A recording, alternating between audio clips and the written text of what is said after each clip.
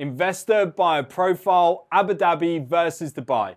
This reel is about the type of investors currently choosing Abu Dhabi over Dubai, a trend that I currently see growing. My next off-plan purchase, a seafront villa in Abu Dhabi, so I'm one of these people that I'm talking about. Here's the reasons. Number one, people who want to pay 2% property tax to purchase rather than Dubai's 4%. Number two, investors who prefer lower risk prefer Abu Dhabi because you can buy premium beachfront government-backed developments in prime locations with just 40% paid during construction and 60% on handover, which can easily be mortgaged even by overseas investors. If you compare that to Palm Jebel Ali or Emar's Oasis, you have to put in 80% there in construction before handover.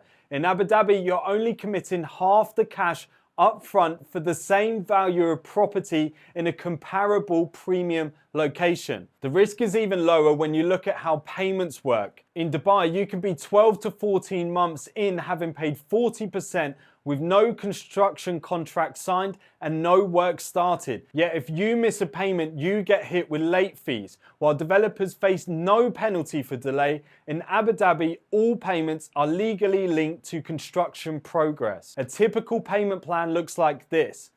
It's 10% on booking, 10% when construction starts, 5% when 50% of the foundations are complete, another 5% when 50% of the structural works are complete, and 5% when the full structure is done, and then another 5% when facade is complete. By then, you've only paid 40% and the exterior of the building is finished. The remaining 60% is due on handover. At this point, you can walk inside, check the quality and approve the final product before you owe this money. In Dubai, it's common for you to be 40% paid before a construction contract is even signed. Now, that's not defamatory, it's public information. You can check yourself on Dubai Rest app. Number three, investors concerned about the oversupply coming in Dubai are turning to Abu Dhabi. I have a long list of clients waiting for launches in Abu Dhabi, but the issue is there isn't many. In Dubai, there are multiple launches every week. Abu Dhabi's population is growing at just under 2% per year,